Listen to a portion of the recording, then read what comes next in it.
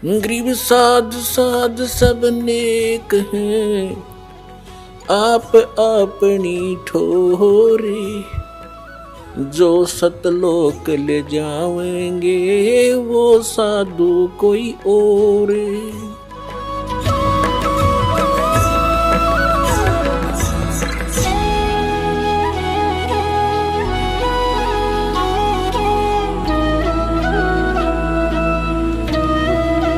कहने का भाव ये है पुण्यात्मा, जो प्रसंग चलता था वही आते हैं कि जैसे क्या मांगू कुछ थिर ना रहाई, और देखत नैन चला जग जाई, 1 लाख पूत 1.25 लाख नाती, और उस रावण के आज दीवान बैठी के मांगे यहाँ की घटिया वस्तु। ठीक है भगवान दे रहा है, ठीक है, और डिमांड करो ना देता, ये मत सोचो कि भी भगवान ने ऐसा क्यों नहीं दिया। ये सब कुछ दे सकता आपको, ये जो चाहे सो कर सकता कबीर परमात्मा। इसकी डिक्शनरी में इम्पॉसिबल वर्ड नहीं है, ये वो समर्थ परमात्मा है। लेकिन बात यही ध्यान में रखना कि डॉक्टर उसी को वही वस्तु अलाउड करेगा जो उसके रोग में बढ़ावा, नहीं रोग ने सहयोगी हो। तो ये भी आप ध्यान रखना, ऐसी वस्तु आपको यहाँ से मिलेगी नहीं जो आपकी भक्ति का नाश करे, और बाकी आपका काम कोई 8 लगेगी नहीं। ये सत्कर मान लियो, बेसिक लिख लेना कि तक कोने में डायरी के।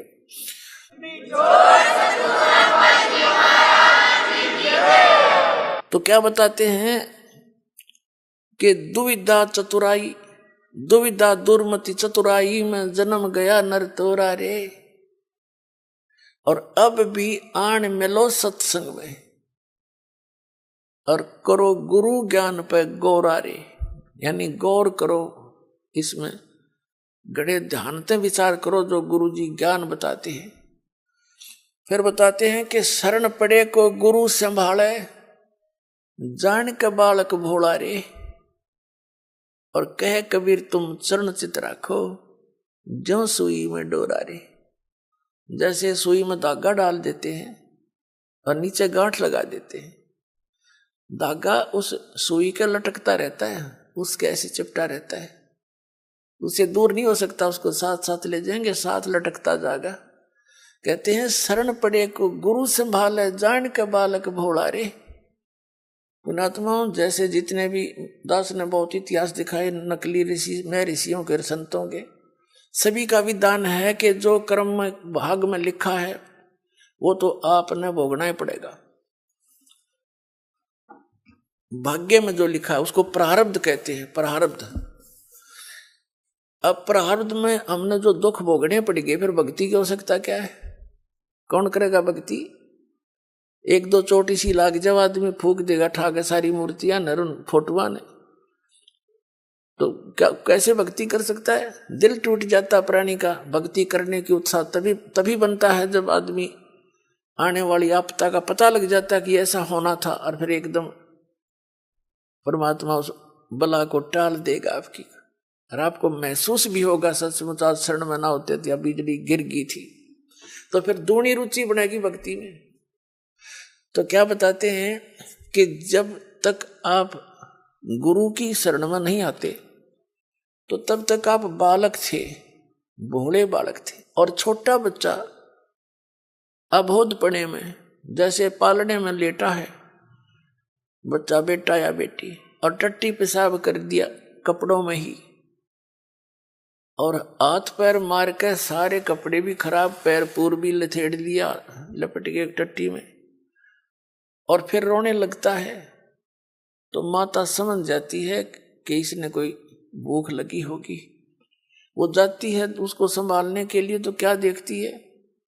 सारे कपड़े भी खराब कर रखे, टट्टी भी कर रखी, पेशाब भी कर रखे। तो उसने बालक बुरा नहीं लगता, उसको पता है, इसने पता को नहीं, ज्ञान है माने कि इसको पता नहीं, बालक से उसको ऊपर कोई दोष नहीं, कोई क्रोध नहीं करती। उन्हें उठावेगी, धोवेगी, मांजेगी खूब अच्छी तरह, कपड़े धोकर सुखावेगी, नए पर आवेगी, और छाती के लावेगी, फिर लाड करेगी, दूध पिलावेगी। तो आज जब तक इस शरण में नहीं आते परमात्मा कबीर जी की में, आप ऐसे बच्चे हो, और अनजानपने में ना जाने कितनी गलती करके आप कति सड़ गए, उसमें लथड़े पड़े हो। लेकिन कहते हैं शरण पड़े को गुरु संभाले और जान का बालक भोला रे। कह कबीर तुम चरण चित राखो जो सुई में डोरा रे। आपका इतना काम है।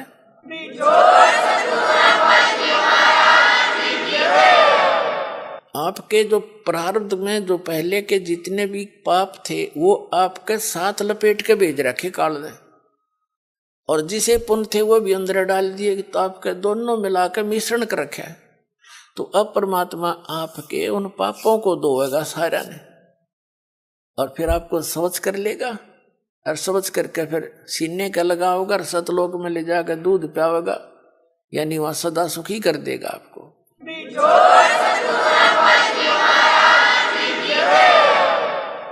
शरण पड़े को गुरु संभाल जान का बालक भोरा रे। कह कबीर तुम चरण चित राखो। फिर आपका कर्तव्य बताया है कबीर साहब ने, आप भी अपने गुरु जी से ऐसा अभेद संबंध कर लो, मन में दोष नहीं आवे। जिस दिन आपके गुरु जी के प्रति कोई विकार आता है, यानी कोई कमजोरी झांकते हो गुरुदेव के अंदर, तो उस दिन आपका नाम खंडित हो जाता है। और काल यही चाहता है कि ये एक बार संत से इसका कनेक्शन कट जा, फिर यो कितना धक्के खाए जाइयो, कहीं तेरा लंबा चौड़ा का क्षेत्र है इसका, तो फिर इसको यही उलझा कर मार देता है। तो परमात्मा कहते हैं द्वार धनी के पड़ा रहे, धक्के धनी के खावे, 100 काल जगजोल ही पर द्वार छोड़ नहीं जावे। एक ये फाइनल फार्मूला है इस भक्ति मार्ग में। इस परमात्मा कबीर जी के धनी के द्वार पर पड़ा रहे और इसी के धक्के खावे। 100 काल जगजोल ही, कितना ही काल आपको झटके देता दिखे पर परमात्मा से दूर नहीं होना, यह बहुत बड़ी भूल हो जाएगी आपकी। अगर जैसे हम अज्ञानता में, यानी बगैर अध्यात्म ज्ञान के कई बार बहुत कमजोर सोच बना लेते हैं और हम भूल जाते हैं कि हमने युगों युगों से पापों की गठड़ी बांध रखी है। और उसके लिए परमात्मा कहते हैं धीरे धीरे रे मना, धीरे सब कुछ हो, माली सींचे 100 घड़ा तो समय आए फल हो। आप जी ने भक्ति का बीज ईब बोया है युग, कितने युगों के बाद। अभी तक आपकी पिछले संस्कार ही चल रहे थे, और कहीं थोड़े बहुत पुण्य कर दिए, कितने दाने डाल दिए, कोई छोटे मोटे पुण्य, वो स्वर्ग में बर्बाद कराए आप। पुणात्माओं, ये भक्ति युग है। अब ये चौथा युग का बीच का समय है। इसमें अब करोड़ों की, कई करोड़, यानी पूरे विश्व में ये भक्ति पर लगेंगे प्राणी, अरबों खरबों की संख्या में। और जो पार होगे वो तो होगे, और रह भी बतेरे जाएंगे। तो वो जो रह जाएंगे ना, उनकी दुर्गति घनी होगी, क्योंकि ये कमाई तो इतनी गजब की बनेगी आपकी। पहले मंत्र से बहुत गजब की कमाई बन जाती है, जबरदस्त भक्ति धन संग्रह होता है आपका। और फिर उनके अगर आप पार नहीं हुए तो क्या करेगा आपके साथ में। जैसे आपकी भक्ति धन इन ऊपर के लोकों में आपको इनका प्रतिफल मिलेगा। जब सतलोक नहीं जान पाए तो फिर ऐसे बनेगी आपके साथ।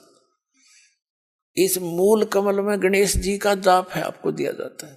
इसका भक्ति धन आपका इकट्ठा हो रहा है, और पार हुए नहीं तो आगे ठड़ी यही रहेगी आपकी। फिर ये लुटेरे आपको टर्न बाई टर्न लूटेंगे।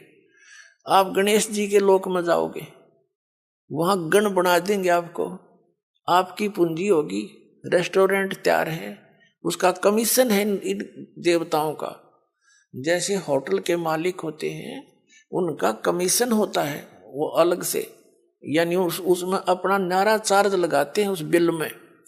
तो आप कहीं किसी में 10% आपकी कमाई से, किसी में 15%, किसी में 20-25%, ये अपना लेते हैं, तब अपना गुजारा चला रहे हैं। ये कंगाल लोग है 21 ब्रह्मांड तक का उस सतलोक की दृष्टि में। और आप भक्ति के धनी लोग वहां जाते हैं, जैसे यहाँ कुल्लू मनाली में जाते हैं गर्मियों में सेठ लोग, और 10-20 हजार रुपये खराब करके उल्टे फिर आ जाते हैं मुंह लटका के कर्म क्षेत्र में। तो आप इस मूल कमल के मंत्र का जाप जो आपको दिया जाता है गणेश जी के लोक में, वहां ठाठ करोगे, यहाँ के नकली ठाठ। जब वहां आपकी ये पूंजी समाप्त हो जाएगी उसके बाद आपको भेजेंगे ब्रह्मा जी के लोक में, क्योंकि उसका भी जाप आपने कर रखा है। वहां जब आपकी धन खत्म हो जाएगा फिर जाओगे विष्णु जी के लोक में, क्योंकि उनका भी आपने धन इकट्ठा कर रखा है। फिर उसके रेस्टोरेंट में वहां रहोगे। उसके बाद फिर जाओगे आप श्री शिव जी के लोक में, उसकी भी कमाई करते हो, मंत्र जाप करते हो। फिर जाओगे दुर्गा जी के लोक में, और वहां भी जब समाप्त हो जाएंगे फिर आपके 2 मंत्र का जाप और रह गया, ये 2 अक्षर का सतनाम का जाप। तो उससे जाओगे आप फिर ब्रह्मलोक में, इस काल के निज लोक के अंदर। वहां कोई हजारों युगों तक आप उस ब्रह्मलोक में रहोगे। वहां इस ओम के धन को खत्म करके फिर वापस आओगे, और फिर इस सतनाम के अंदर जो दूसरा मंत्र है, इसने काल ने उस ब्रह्मलोक में जीव को धोखा देने के लिए नकली सतलोक, नकली अलखलोक, नकली अगमलोक और नकली अकैलोक बना रखे। तो उस पूंजी को फिर ये आपकी वहां बर्बाद कराओगा। फिर रह गया आपका जिसको सार नाम प्राप्त हो गया है और वो पार नहीं हुआ। जरूरी नहीं कि सार नाम मिलते ही पार हो जाओगे, ये तो परमात्मा ने कहा है राम नाम रटते रहो, राम नाम रटते रहो जब तक घट में प्राणे, भाई कभू तो दीन दयाल के भनक पड़ेगी कान। परमात्मा कबीर जी कहते हैं पाकी खेती देख के गर्भियो मत किसान, अब हूँ झोले बहुत हैं, घर आले तब जाने। कहते हैं इस या पाकी खेती देख के खेत में अभिमान ना करना किसान, अभी तक बहुत झाड़ या आंधी वर्षा ओड़े आंधी तूफान शेष है, ना जाने की बिजली पड़ जा, तेरे घर आले जब मानिए तेरे धन तेरे घर आ गया। इसलिए बताते हैं कि ये ना समझना सार नाम मिल गया तुम पारे होगे। सार नाम की कमाई और मर्यादा में अंतिम श्वास तक करते हुए, और एक विशेष कसक बनाओ सतलोक में जान की, तब वहां जाओगे जहाँ आशा तांबासा हुई, मन कर्म वचन सुमरियो सोई।